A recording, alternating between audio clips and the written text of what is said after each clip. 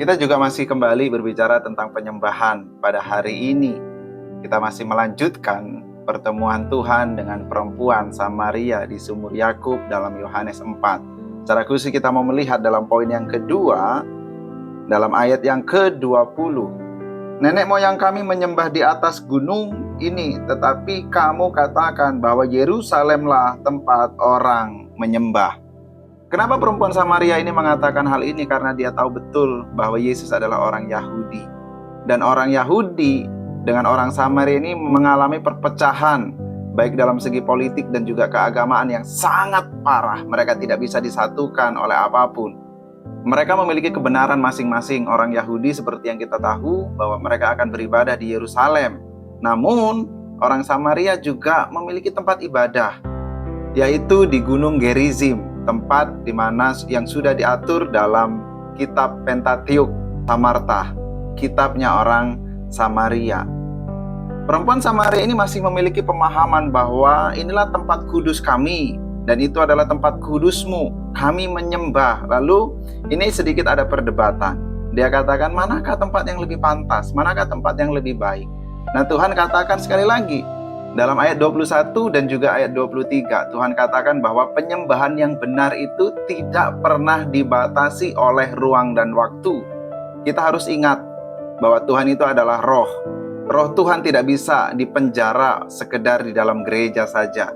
Maka ada banyak orang yang merasa bahwa ibadah di gereja tertentu dia merasa sangat diberkati, namun di gereja yang lain dia tidak merasa diberkati, gerejanya terasa aneh, gerejanya tidak sesuai dengan keinginannya. Saudara, jangan sampai terjebak dengan masalah ini. Ketika kamu merasa, karena penyembahan itu bukan perasaan. Tuhan itu adalah roh. Dia bisa disembah dimanapun. Karena penyembahan yang sejati itu justru bukan berasal dari gereja. Karena kalau di dalam gereja, apapun itu yang terjadi, kamu pasti akan menyembah Tuhan. Karena runtutan-runtutan ibadah. Kan tidak mungkin ketika di dalam gereja sedang terjadi penyembahan, tapi kamu justru main-main.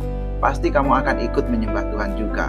Namun perhatikan, penyembahan yang sejati itu justru bukan berasal dari gereja.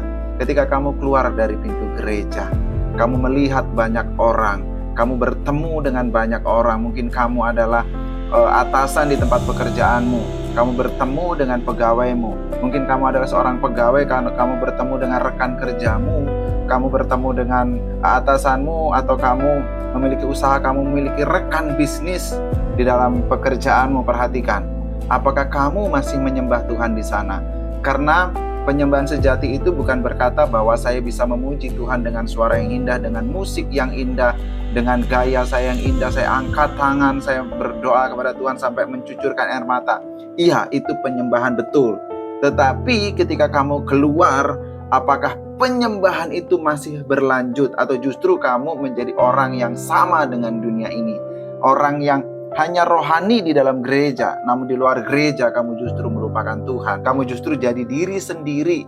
Yang saya maksud jadi diri sendiri adalah menjadi diri yang jauh daripada hadapan Tuhan. Kamu menjauh dari Tuhan sampai kamu tidak ingat apa yang harus kamu lakukan. Kita juga punya tugas karena kita diciptakan untuk menjadi penyembah-penyembah Tuhan dimanapun kita berada, bukan hanya di gereja. Ingat, dimanapun kamu berdiri, disitulah altar penyembahan harus kamu dirikan untuk kemuliaan bagi nama Tuhan.